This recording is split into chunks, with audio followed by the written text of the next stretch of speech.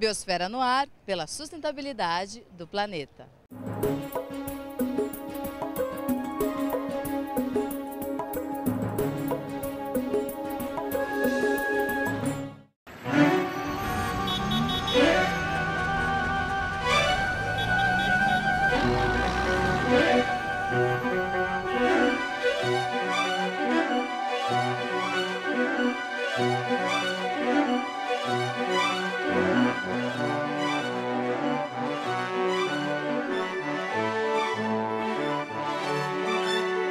A população vem aumentando a cada dia. Já somos 7 bilhões de pessoas no planeta e a maioria vive nos centros urbanos.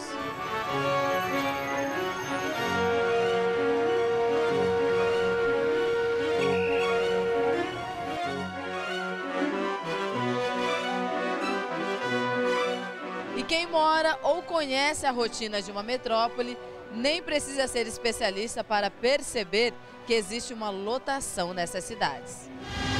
Você acha que tem muita gente nos centros urbanos? Tem, está muito tumultuado no centro só. E quais as consequências dessa superlotação? Vai ficar impossível de viver nas cidades, né? Vai ficar um negócio meio caótico, sem falta de condução, de rua para andar carro, de rua para se locomover. E quais as consequências dessa superlotação? Trânsito, poluição sonora, poluição ambiental, de todos os tipos. Estresse principalmente, as pessoas estão cada vez mais loucas nas cidades urbanas. Procuro mais sossego, porque o interior não é uma coisa roça como antigamente, é evoluído, mas é mais organizado. Tem um controle, aqui não tem controle nenhum, não tem como controlar uma população igual São Paulo, é muita gente para pouco espaço. Você acha que tem muita gente nos centros urbanos? Bastante. E quais as consequências dessa superlotação para as cidades? Consequência para a cidade é congestionamento, questão de serviço também, muita falta de serviço porque tem muita procura, é isso. E a pergunta que fica é, onde colocar tanta gente com acesso à água, alimento e moradia de qualidade?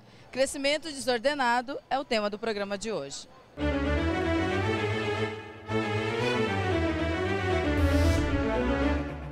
Urbano designaria então uma forma especial de ocupação do espaço por uma população, a saber, o aglomerado resultante de uma forte concentração e de uma densidade relativamente alta, tendo como correlato previsível uma diferenciação funcional e social maior.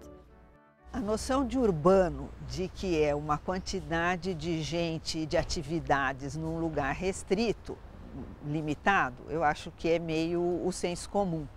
Agora, o importante disso é que não é apenas um conjunto de gente morando junto, mas é uma maneira de produzir, é uma forma econômica, é uma forma de relacionamento social que é muito diferente daquilo que a gente conhece como a tradição rural, que é a família morando numa propriedade rural, numa fazenda, num sítio, produzindo ali e circulando nessa economia vinculada à agricultura.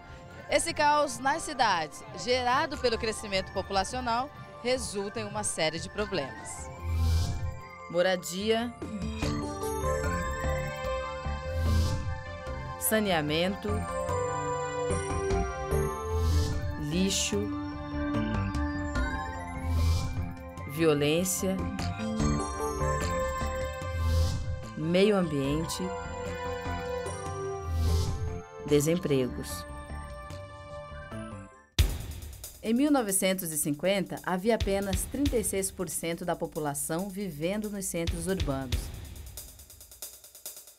Em 2000, o índice passou de 80%.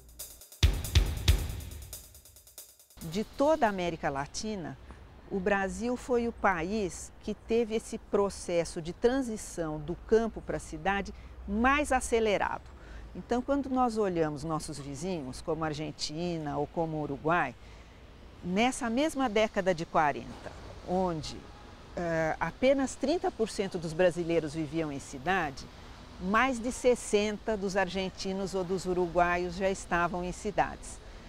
E atualmente, comparando também com esses países, a nossa urbanização é maior que a deles.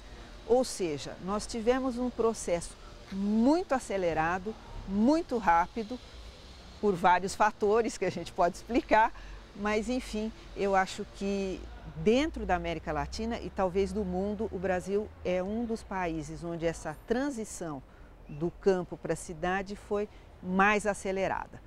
Características marcantes desse processo de crescimento desordenado: ocupação de morros, das margens de rios e córregos em áreas de risco e crescimento das favelas. Voltamos para esse momento do grande crescimento de São Paulo na década de 50 com a industrialização. Como é que se deu esse crescimento? Então, havia já uma malha urbana, todo mundo sabe que a cidade é de 1554, mas enfim, essa malha urbana foi sendo construída com um certo vagar, mas particularmente nesse momento de grande afluxo de população, como é que foi o processo de acomodação?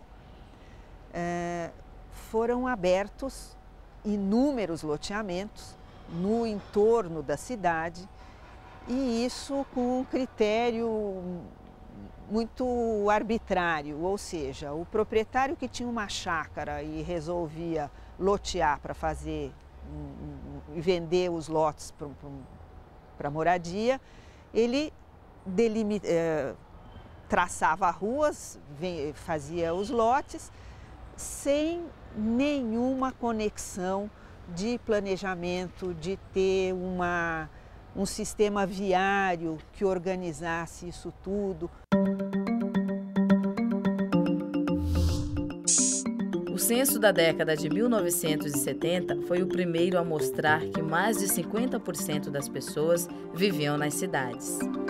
Esse processo rápido de passagem do campo para a cidade, ele tem dois lados. De um processo de industrialização que buscou atrair para as cidades trabalhadores para desenvolver, para operar essa indústria.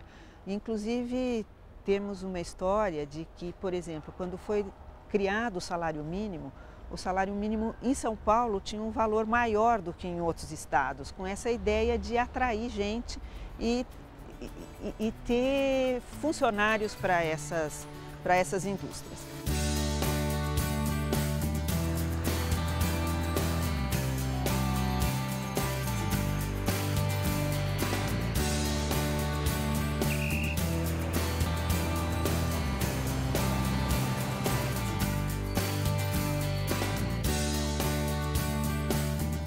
A população vai continuar aumentando. Qual seria a melhor solução? Como ocupar o espaço urbano de maneira planejada? E o que aconteceu com a Terra da Garoa? Depois do intervalo.